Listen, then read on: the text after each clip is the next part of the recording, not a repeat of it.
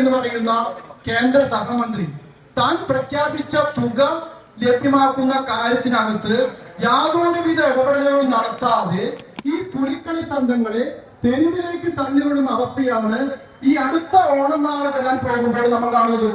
ഈ പുലിക്കളി സംഘങ്ങളെല്ലാം തന്നെ വലിയ പ്രതിഷേധത്തിലാണ്. ഈ പുലിക്കളിയുമായി ബന്ധപ്പെട്ടുകൊണ്ട് അവരിന്ന് കടബാധ്യതയിൽ നിൽക്കുന്ന അവസ്ഥയാണ് ഇന്നുള്ളത്. ഈ 3 ലക്ഷം രൂപ കിട്ടുമെന്നുള്ള പ്രതീക്ഷയിൽ അവർ നടത്തിയിട്ടുള്ള പ്രവർത്തനങ്ങളെല്ലാം തന്നെയുണ്ട്. ആ പ്രവർത്തനങ്ങളെല്ലാം തന്നെ ഇന്ന് ഒരു MP-യുടെ കേന്ദ്രമന്ത്രിയുടെ വാഗ്ദാനത്തിന്റെ ഭാഗമായിട്ട് അവർ ഏറ്റെടുത്ത പ്രവർത്തനങ്ങളെല്ലാം തന്നെ ഇന്ന് ആകെ തകിടം മറിഞ്ഞിരിക്കുന്ന അവസ്ഥയാണ് നമുക്ക് കാണാനായിട്ട് സാധിക്കുന്നത്.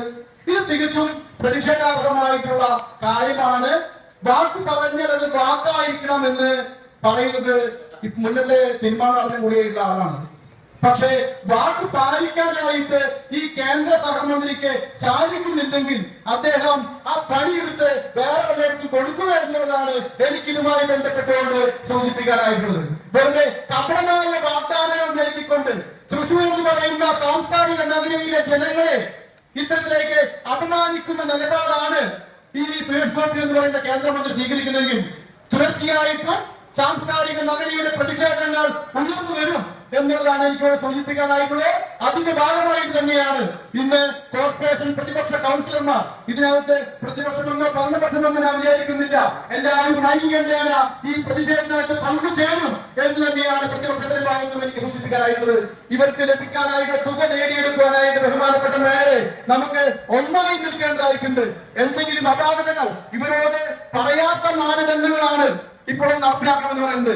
അന്ന് ആ മാനദണ്ഡങ്ങൾ ഇവരോട് സൂചിപ്പിക്കുകയായിരുന്നെങ്കിൽ ആ മാനദണ്ഡങ്ങൾ പാലിക്കുവാനായിട്ട് ഓരോ പുലിക്കളി സംഘങ്ങളും തയ്യാറാകുമായിരുന്നു. എന്നാൽ പറയാത്ത മാനദണ്ഡങ്ങൾ അവരെങ്ങനെയാണ് പാലിക്കുക?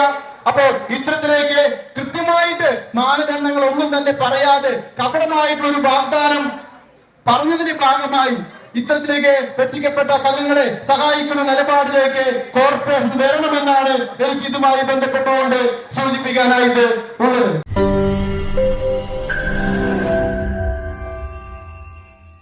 ലോകത്തെവിടെയായാലും ഏത് സമയത്തും 24 വാർത്തകളും ഓഗ്മെന്റഡ് റിയാലിറ്റി പാക്കേജുകളും എക്സ്പ്ലെയിനറുകളും വിശദമായി കാണാൻ ഞങ്ങളുടെ യൂട്യൂബ് ചാനൽ നിങ്ങൾക്ക് സബ്സ്ക്രൈബ് ചെയ്യാം.